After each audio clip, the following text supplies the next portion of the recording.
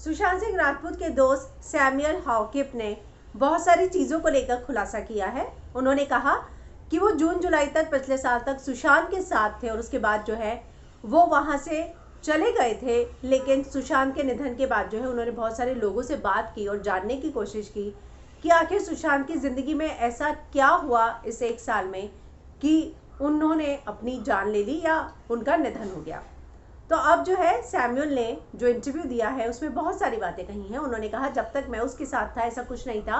हमारी एक बहुत छोटी टीम थी, हम सब साथ में स्विमिंग करते थे, नाचते थे, गाते थे, म्यूज़िक एंजॉय करते थे, किताबें पढ़ते थे और हर जगह हम लोग साथ साथ रहते थे। वो बहुत ही आज में जीने वाला लड़का था। वो फ्यूचर की कोई टेंशन भी नहीं लेता था। यहाँ तक कि वो पैसों को लेकर भी बहुत ही ज़्यादा, ऐसा नहीं कि पैसे बहुत कमाने हैं, ऐसा नहीं था। वो फाइनेंशियल चीज़ों को लेकर हमेशा ध्यान रखता था, लेकिन पैसों के पीछे दौड़ने वाला इंसान नहीं था। वो कहते हैं कि जब मैं वहाँ से निकल गया, जून जुलाई तक था मैं, और उसके बाद मेरी कभी बात नहीं हुई। लेकिन बाद में मैंने फ़ोन किया कुछ लोगों को, जानने की कोशिश की कि आखिर ऐसा क्या हो गया था सुशांत के साथ कि इतनी बड़ी खबर जो है आ गई। तो लोगों ने मुझे बताया कि वो जो है बहुत सारी दवाइयाँ लेता था और बीमार बहुत रहता था।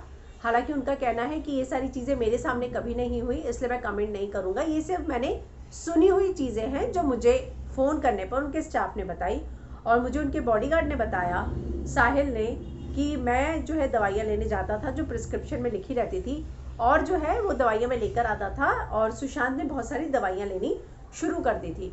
तो इस तरह से उन्होंने कहा कि मैं जब तक था मैंने उसको कभी भी ऐसे नहीं देखा था और वो एक बहुत बैलेंस गाय था। और फाइनेंशियल एक्सपेंडिचर की बात करें तो वो बहुत बैलेंस था, ऐसा नहीं कि फिजूल खर्ची में विश्वास रखता हो। तो उन्होंने बहुत अहम बातें कही हैं कि वो डिप्रेस नहीं थे, वो किसी तरह की दवाइयाँ जो है जून तक नहीं ले रहे थे, 2019 तक, और स्टाफ से उन्हें पता चला कि वो बहुत सारी दवाइयाँ भी लेने लग गए थे। तो उनका ये मानना है कि मैंने उनको कांटेक्ट नहीं किया उसके बाद, लेकिन जब ये खबर आई उसके बाद मैंने जो लोग वहाँ काम करते थे, जिनको मैं जानता था, उनको कांटेक्ट किया और मुझे ये सारी चीज़ें पता चली। तो मैं भी बहुत शॉक्ड हूँ कि सुशांत की ज़िंदगी में इतना एक साल में ऐसा क्या हो गया कि उनको जो इतनी बड़ी खबर उनकी ज़िंदगी से जुड़ी आ गई कि वो हमारे बीच में नहीं रहे। तो इस बात को लेकर वो काफ़ी सरप्राइज़ हैं और कहते हैं कि मुझे भी लगता है कि अगर कुछ है तो वो चीज़ बाहर आनी चाहिए, सुशांत को न्याय मिलना चाहिए, क्योंकि ये खबर मुझे भी बहुत ज़्यादा जो है इस खबर ने डिस्टर्ब किया है।